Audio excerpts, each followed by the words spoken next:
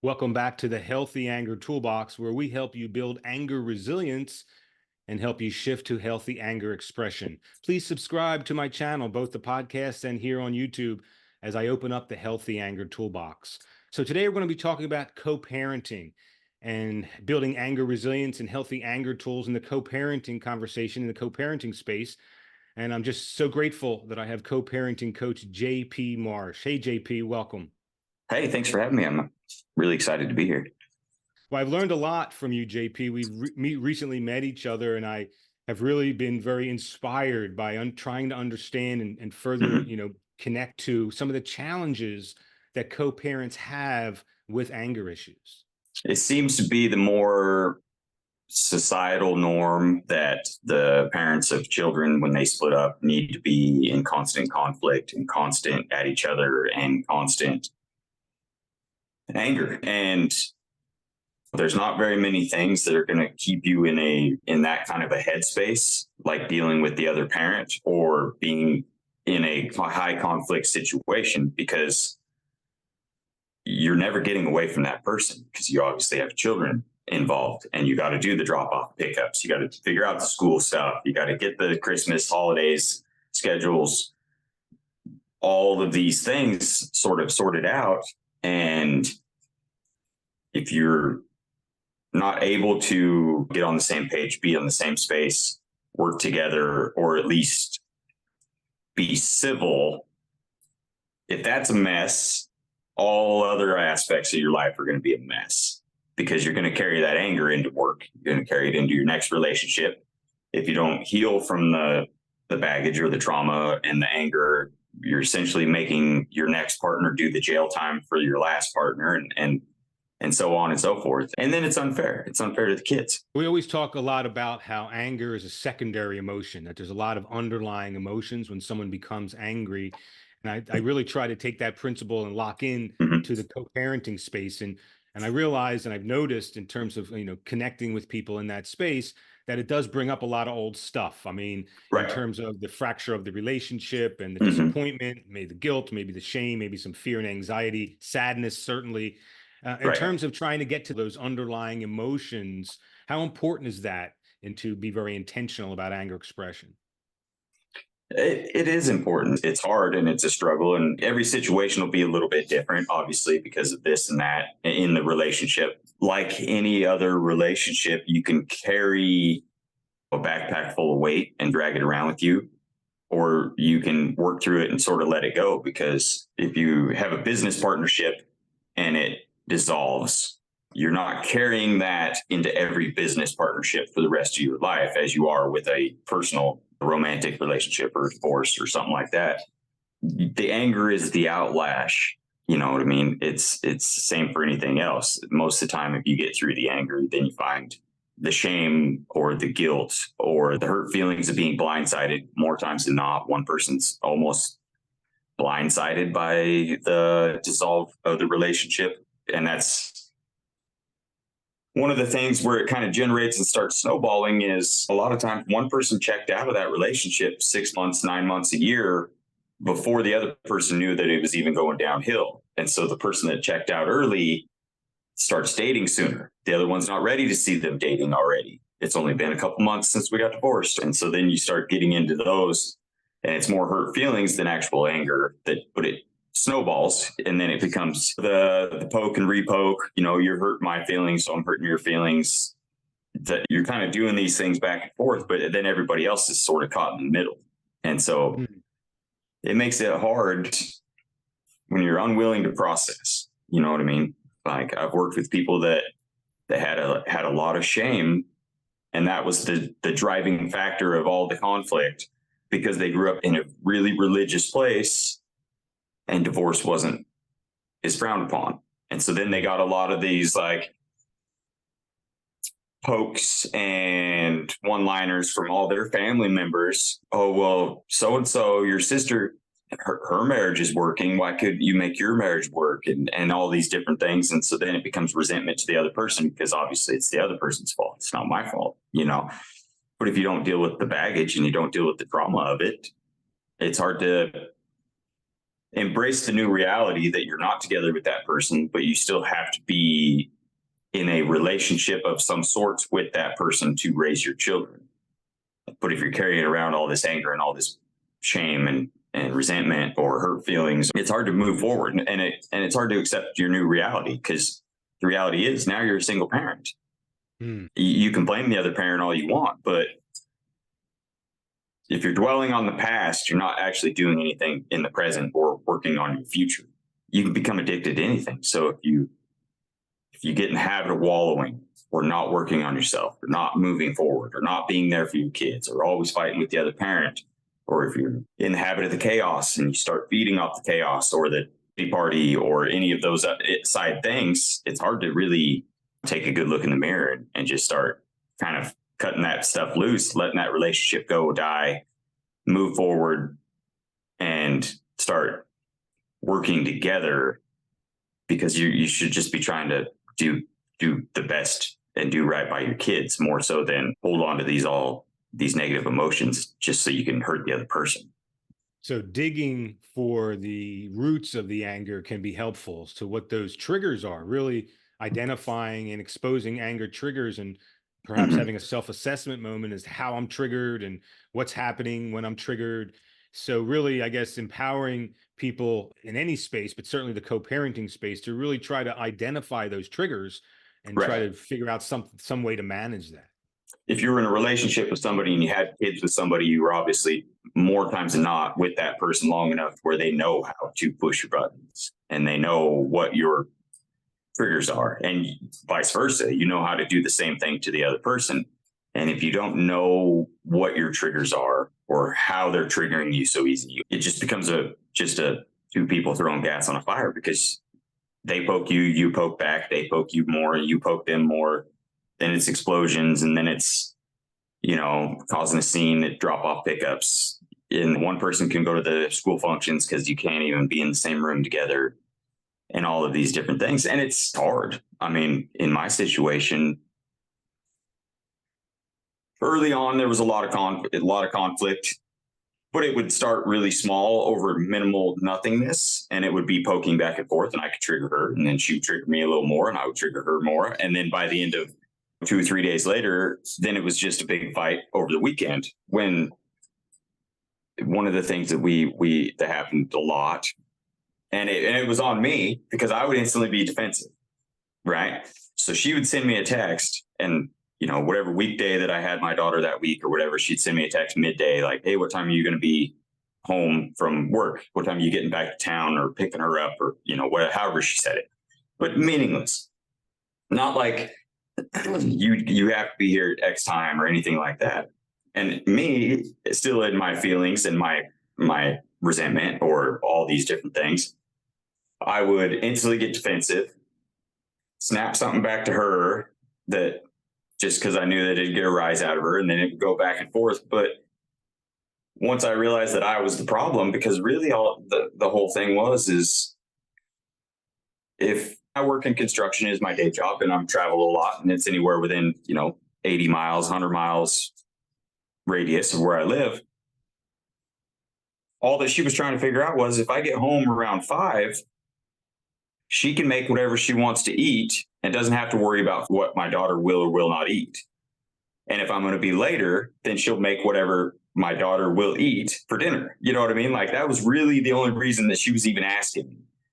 But being in my own pity party and feeling sorry for myself or not wanting to get along, I would instantly get defensive. Then it would just turn into this, 3-4 day battle, when all it really came down to was she could cook fish, because my daughter, at 4 years old, 5 years old, isn't going to eat it if I'm going to be home early enough to take her to dinner with me. And so getting out of your own way and knowing what your triggers are, and just sort of not feeling like everything is an attack against you. Once you start sorting through that stuff, then you can actually see the clarity of what's going on, what is actually being said, as opposed to how you're interpreting it, or what you're letting your feelings cloud your interpretation of it. I'm so grateful of you sharing your story, JP. I'm very curious. You mentioned having that realization that Hmm. perhaps you were reacting in less than healthy ways. In your words, you were the problem. Just so Right. appreciate your authenticity there. But at what point do you have that aha moment? What brings you to that realization? And for because it sounds like that may be a time where there's a pivot and you're switching Hmm. maybe to healthier anger. So tell us about, is it one aha moment? Is it accumulation, or how did that work for you? It was a little bit of both. We'd kind of been doing the back and forth, and then it would turn into like the big arguments on the phone. It wasn't like a regular kind of deal, but it was probably, once a month, like something would happen some point during the week, and then it would sort of build over the next 3, 4 days of communications. Then just something minimal would set either me or her off that weekend. And then it would be a 2 hour phone call of nothing but screaming or arguing or, lots of anger. And it was one of those deals where we were kind of just going back and forth, and I was stressed out, she was stressed out, I'm trying, she's trying, we're arguing and fighting and doing this stuff, and I'm just kind of standing there, and I'm like, this is not the life I want. My whole journey with my situation in the co-parenting and stuff is one of my childhood friends started his family, got married when long before I did, and had 3 kids. And then after they got divorced, they were still able to be friends and co-parent. And so everything that I do is sort of modeled off their relationship, because it was no stress. There wasn't any high conflict. They weren't fighting all the time. If somebody needed something, the other one would help out and get it. And it was just really fluid, really smooth. There wasn't just all this, but it was abnormal. And then I'd see the other friends of mine who had kids that were in these, couldn't even be in the same room, always yelling at each other or talking bad about the other parent. And the kids were always caught in the middle. And then the buddy of mine who had the good relationship, when my daughter was born, his kids were probably, the youngest two were 10 or so. And they had fulfilling lives. They were happy kids. They did the sports and did the cheerleading and did well in school and all these things. And then the ones who were raised in chaos weren't. They were in trouble all the time, sort of not doing anything outside of school. And parents were so distracted by fighting with each other all the time that they weren't actually there to help their kids and give their kids good guidance, because you're showing them chaos is what adults do. Adults can't get along. Chaos is the way, and stress and anxiety, and then being sidetracked or abusing the drugs and the alcohol and numbing yourself and all those things that come with intense feelings that you don't want to process. And so leading up to this, it was habits that we got into pretty early because we weren't in a good space, and then split up, and then it just kind of evolved into a worse space. But it was a place that I didn't want to stay. And so little by little, I kept trying to be better. And the more that I didn't have the blowups, and the more that I wasn't poking back, and the more that I didn't give the reaction that maybe she was looking for in all of these different things, the less I got defensive, the less I was triggered. And if you don't give the person the reaction that they're looking for, whether they are or not, they're going to stop looking for it. Now that's powerful. So just by noticing and being aware of those different paths from some co-parents that are going through similar situations and maybe a little Mm-hmm. ahead of where you were in terms Right. of that transformation, but being able to see the difference there Mm-hmm. and distinguish between outcomes and the impact on the Right. children ultimately and what that would look like. And then you were able to actually make the shift. Wow, there's Right. a lot of power there, JP. I feel like this is where you switched your lenses. So once you have this Mm-hmm. aha moment and you start to look at things differently. So everything your ex says, every situation that happens in terms of scheduling and vacations Mm-hmm. and things like that, you start to Right. see through a different lens, right? That instance was, more or less the aha moment, or the look in the mirror, or however you want to phrase it. Same basic idea of, this is not where I want to be, and this is not the way that I want my next 50 years to go. You have a lot more contact while you're raising the children, and the idea that, oh, once they're adults and they're on their own, I don't have to deal with that other parent is complete BS, because somebody's going to get left out of the weddings, and delivery room at, at the hospital when the babies and grandkids are born, and not be called to babysit and not be at the grandchildren's birthdays. I mean, you're in it forever, right? I mean, you're not like getting away from that other parent unless you want to be the person or the people who are making your child have to be anxious on the happy days of their life. Well, we're getting married, but we got to sit my dad over here and my mom over there, or else they're going to fight the whole time. Hopefully they don't run into each other and fight. They shouldn't be worrying about that when they're getting married. Well, which parent do I want at the hospital when my first child, their first grandchild is being born? Well, I get, which one's going to cause the least amount of drama? Can they be in the waiting room together? Having to do all these different birthdays and Christmases and Thanksgivings and all these different things, not because of schedules or because of distance or because of this and that. It's because the people can't be adults, even though they're probably, 40, 50 years old at this point. And that tension remains over a period of time. Well, right. Who else wants to be there? None of the siblings want to bring their families around. It's not like you can have a big Thanksgiving gala at the gathering or family barbecues or 4th of July parties with fireworks and these things and have everybody there just getting along. And if you're going to have the conflict of your parents and that tension that everybody knows is there, nobody's having fun. You know what I mean? Nobody's enjoying there for what they should be there for, because everybody's waiting for the explosion from one or the other. But it's, the reframing, when I sort of had that moment, it was sort of the reframing that I have to stop looking at my daughter's mother like my ex or the person who blank, because that's not who they are in my reality. Very rarely will I say my ex, and if I start to, I catch myself and don't, because that's not who she is. She's my daughter's mother. And so like, she's my daughter's mother, I'm my daughter's father, and we're a united front team raising my daughter. And that makes it easier to accept other aspects and not be triggered by things, because I'm not looking at her like, when she started dating or had it, my daughter's in a blended family now, but when they started dating, it was just like any female that I know started dating somebody. It's not somebody who's trying to take my place or somebody who's with my ex or somebody who's anything like that, because if you can sort of change the way that you see them, it's easier to get rid of a lot of those angry, hidden, buried emotions, the jealousy, the envy, the betrayal, those kinds of things. And it just makes it easier. And I appreciate that shift that you made in terms of the meanings that you start to put to things, and the way you look at things, the perspective is shifting, and also keeping the end in mind, JP.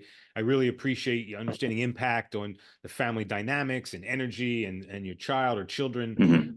But it really makes me start to think about, we can keep the end in mind and try to get to healthier outcomes, but in that heat of that angry moment, we almost need some emergency anger tools to be able to stay calm, and whether it's breathing or walking away or whatever, some things need to be done. I guess each person's different, but the idea is that we can have a lot of these great ideas before we get into that angry moment, but then that's where the meanings and the misinterpretations of what's being said and things like that kind of becomes distorted. So just to be able to kind of avoid that and try to keep those outcomes in mind. I had to slow my mind down, which I started doing a lot more, mindfulness training and meditation and thought control, emotions control. Thoughts are thoughts. They come and they go. You don't have to feed into them, and emotions are emotions. And being aware and being in the moment and actually listening to the person speaking instead of half listening, half trying to suss out what my argument back was going to be. And it wasn't quick, and it wasn't necessarily super easy, but being more present, being more aware, being able to not get too roped into links on a chain where one idea sparks another link, and then the alleviation of the stress of sort of having a dozen of these arguments in my head before I ever even get in front of her. And then it ends up not even being a relatively similar conversation that I just I went through 12 anxious conversations, and then the actual conversation didn't go anything like that. And it's exhausting. And then it makes it hard to, to be present and do those things. So mindfulness training, meditating, and sort of slowing everything down helped me a lot. And realizing that identifying my triggers, knowing when I was starting to get angry or irritated or short, keeping in mind that the less you say now, the less you have to apologize for later is a big thing, because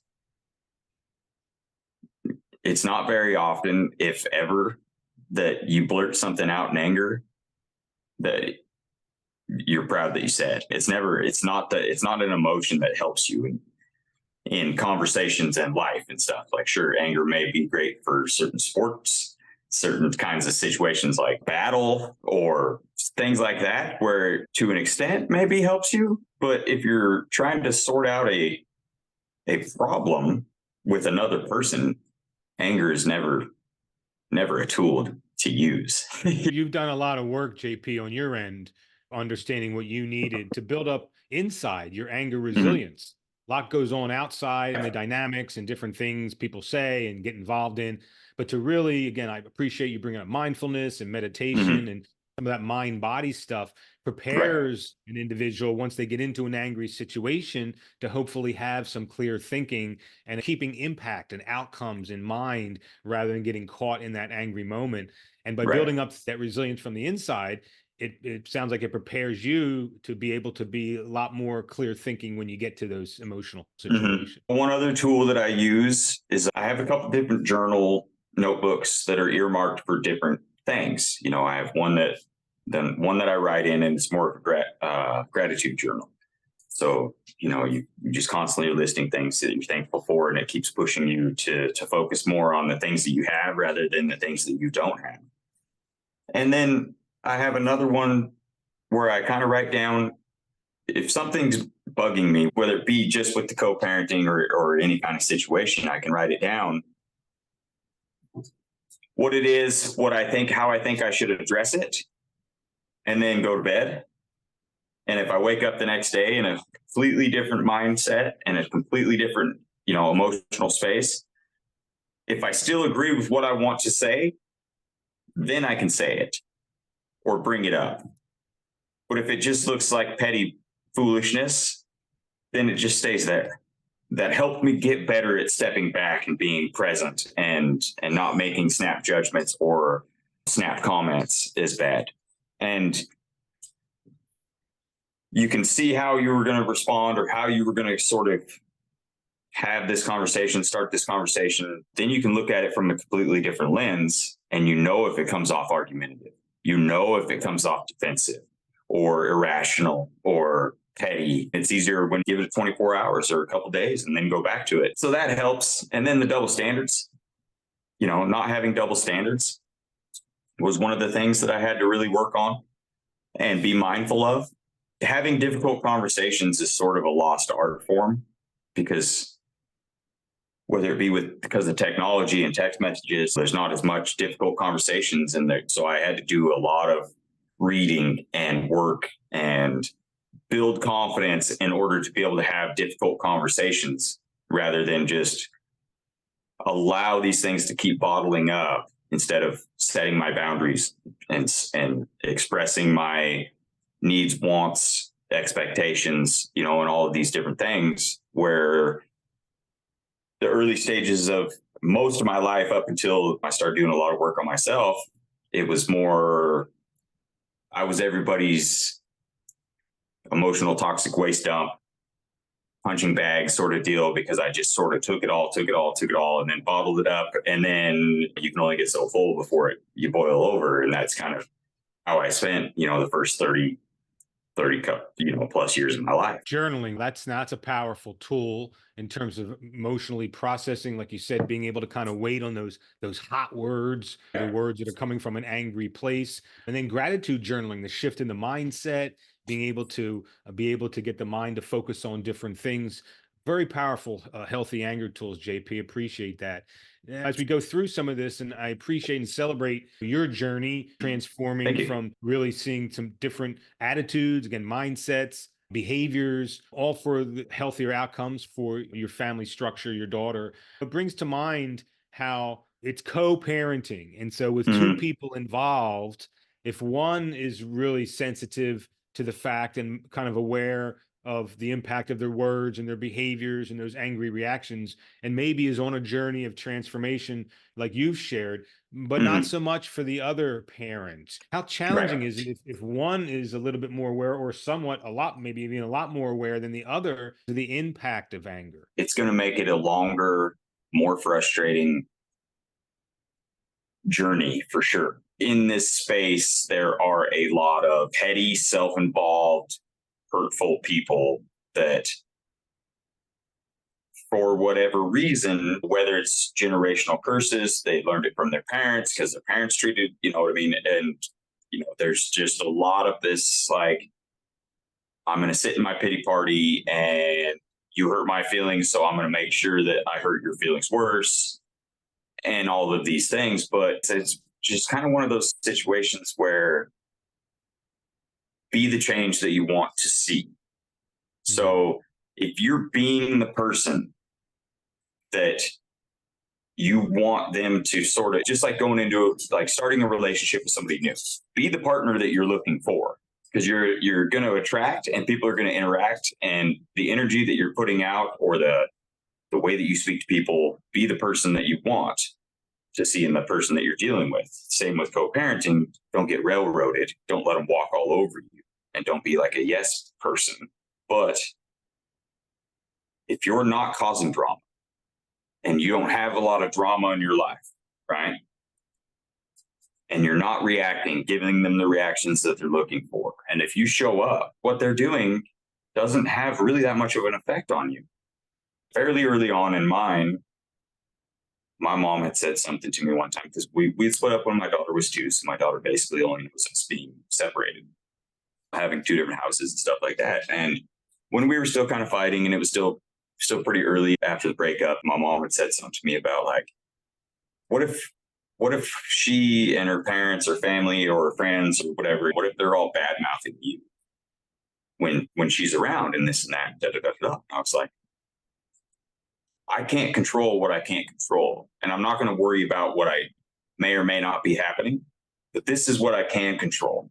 I show up for my daughter. I'm present. I'm at every dance recital. I'm at every soccer game. I'm at every school function. And I don't need to be petty and sink to their level if that's what they're doing. Because when it really push comes to shove, and my daughter's 15, 20 years old, regardless of what they were saying, my actions are going to speak a lot louder than what they're saying. And if I'm not doing any of those things, then little by little, they're going to stop, because it's not having an effect on me. Nobody's getting a reaction. And then more times than not, if you give them enough rope, they'll eventually sort of be on their own gallows. I'm in a very small area where like their words compared to my actions, everybody's going to see who is doing what by actions. If they're freaking out every time I pick up and drop off days, and throwing huge fits at doctors' offices, throwing huge fits at the schools, and throwing huge fits at the soccer games, and you're just there and there for your kids and not the drama, they'll start to sort of correct their behavior, because they're not able to gaslight you, be passive aggressive, make you out to be the bad guy, because everybody else is going to be like, well, hold on a second. mm, All he's doing is sitting in a lawn chair supporting his daughter playing soccer, or walking around taking her to the fair and sitting by her at the rodeo. You know what I mean? Like, you're the one screaming. Like, how's he the problem? That journey can be a little bit longer. I mean, thankfully, I got in a fairly lucky situation, because I grew up in a rural area with certain morals, certain values, but it was a community that all shared the same sort of parenting styles and these things and those things. And so going into the relationship, we didn't really have those discussions and difficult conversations again, like you should and need to. And so our parenting styles have the same background. We have the same sort of similarities in those regards. And the less I was giving the reactions and the less defensive instantly I got, and the less that I poked, the less that she would poke. And even if I kind of, while I was adjusting, felt like she was still looking for reactions or maybe poking, whether it was or whether it was me, I would just shut up. What time are you going to pick her up? I'll be there by 5. And that was the only text I'd send back. And if she had something like where it felt like she was like trying to argue, I would just text back with one word answer. Okay. And after about 4 okays, I wasn't getting any more texts because I wasn't playing that game. It's hard to keep your composure, and it's hard to just sort of parallel like that, even when the other parent's not doing the same kind of work or progressing as fast as you. But just because you're doing it doesn't mean that they have to do it. It becomes somewhat of an anger dance where Right. you get caught into these movements, and when one parent has to start changing the movements and they're starting to react to situations, the other parents need to do something different. And Right. hopefully, again, by modeling healthy anger expression and restraint and emotional regulation, some thoughtfulness and respect, that the other parent then will shift in their dance, and hopefully that becomes a healthier dance. Other people have to react, and hopefully by coming into it in a healthy way with healthy intentions, that helps improve the situation. Right. One tool that I think is most beneficial is if you have the chance to do positive reinforcement as opposed to starting arguments doing negative reinforcement, you're going to get miles farther with a lot less gas. Because say I try to be on time, and my day-to-day adulting is not my strongest suit. Like it takes a lot of effort for me.